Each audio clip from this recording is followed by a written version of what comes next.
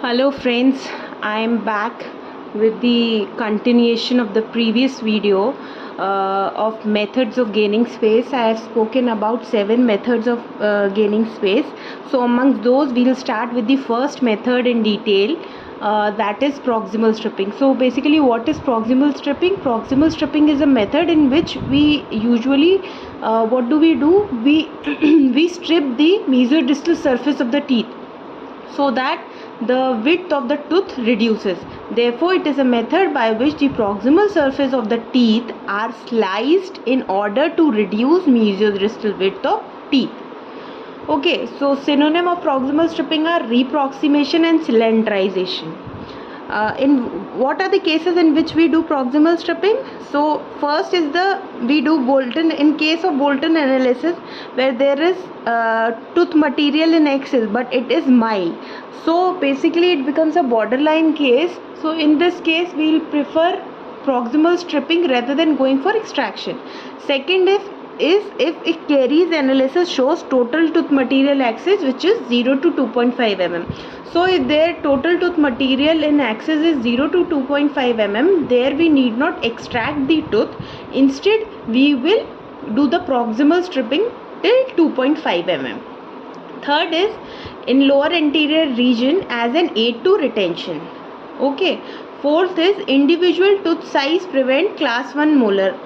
Basically because of the tooth size, class 1 molar relation and class 1 canine relation is not established. In that case we mesiodistally strip the teeth, the basically tooth, we reduce the tooth size so that class 1 molar relationship and class 1 canine relationship is maintained. Fifth, to obtain more favorable overjet and overbite. Best overjet and overbite can be achieved with the help of proximal stripping.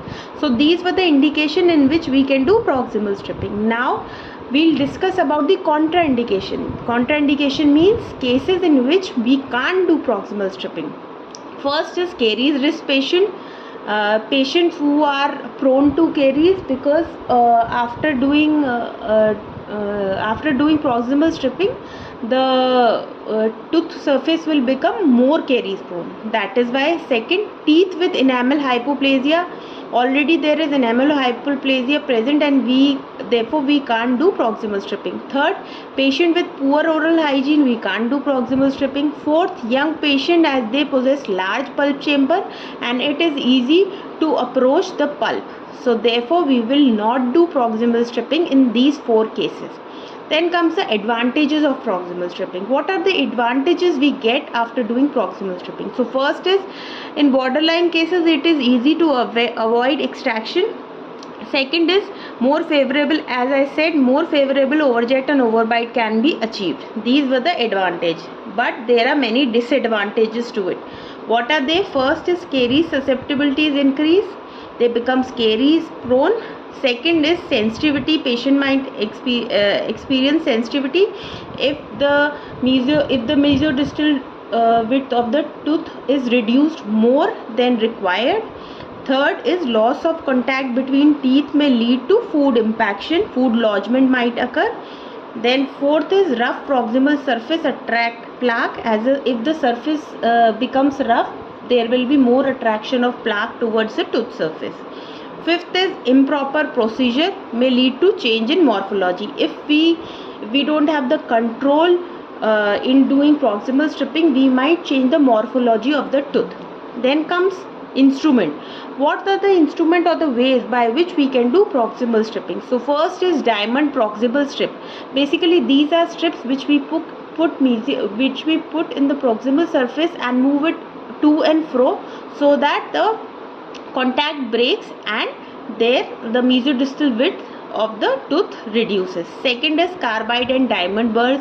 These are burrs which are used with the help of handpiece and we cylinderize or slice the tooth material surface. But the problem with this burr is because we are using the handpiece and we are using burr, there are chances we might cut the tooth surface more. So the doctor who is doing should have a control over the handpiece which he or she is using. Third is diamond disc. These discs do proximal stripping very well, but the drawback of this is again that the practitioner hand should be controlled, the work should be in a controlled manner so that no excess tooth material is reduced. Then comes leaf gauge. Leaf gauge is basically a gauge in which we can measure, according to the measurement we can do proximal stripping, how much tooth material we need to proximally strip. So thank you everyone. I hope this video is very informative. I hope you like the video. If you like the video, please like, subscribe and share, and I will come with the third part of it. As in first part I have discussed the method, the name of the methods. Second, I have discussed proximal stripping. Now in the next lecture I will discuss another method of gaining space. Thank you so much. Bye bye.